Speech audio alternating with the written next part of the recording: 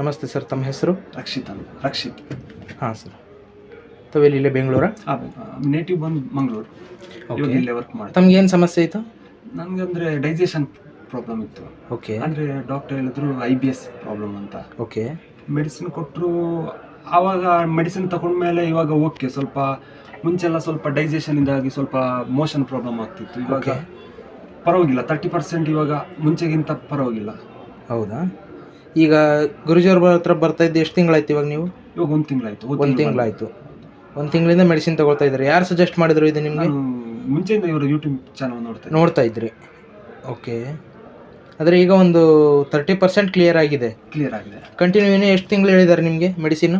ಇವಾಗ ಏನು ಹೇಳಿಲ್ಲ, ಇವಾಗ 1 ತಿಂಗಳದ್ದು ಕೊಟ್ಟಿದ್ದಾರೆ.